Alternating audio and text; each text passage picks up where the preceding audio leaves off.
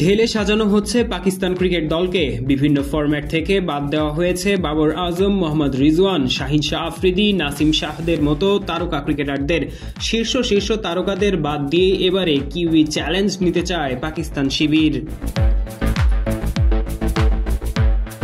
পাকিস্তান দল সাজায় রাজনৈতিক পরিচয় দিয়ে কিংবা স্বজন প্রীতি করে। পাকিস্তান দল সাজায় খালি নাম দেখে, বড় বড় নাম দেখেই দলে ঢোকায় ক্রিকেটারদের।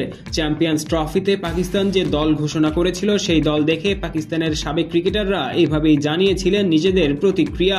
দল গঠনের প্রক্রিয়া নিয়ে মোটেই খুশি ছিলেন না তারা। আর পাকিস্তান যে মানের খেলা খেলেছে তাতে এটা আসলে প্রমাণও হয়ে গেছে যে পাকিস্তান কিংবদন্তিরা ঠিকই বলেছিলেন।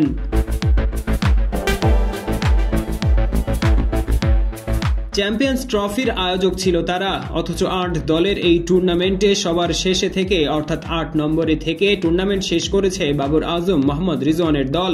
ডিফেন্ডিং চ্যাম্পিয়নরা টুর্নামেন্ট শেষ করবে সবার আগে, সবার নিচে থেকে, তাও আবার টুর্নামেন্টের আয়োজক হয়ে। এ বড়ই লজ্জাজনক অধ্যায় হয়ে থাকলো পাকিস্তান ক্রিকেটের জন্য। আমরা পাওয়ার জেনারেশন,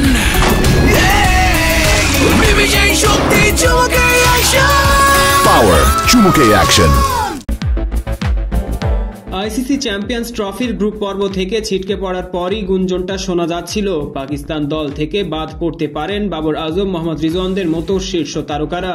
গুঞ্জনটা শেষ পর্যন্ত খানিকটা সত্যি হলো। নিউজিল্যান্ড সফরের টি-20 স্কোয়াডে রাখা হয়নি বাবর ও রিজওয়ানকে। এই সংস্করণ থেকে বাদ পড়েছেন পেসার নাসিম শাহ। তবে ওয়ানডে দলকে যথারীতি নেতৃত্ব দেবেন রিজওয়ান। ওয়ানডে দলে আছেন বাবর ও নাসিম। তবে এই সংস্করণের দলে আবার ঠাঁই হয়নি পেসার শাহিন শাহ আফ্রিদির।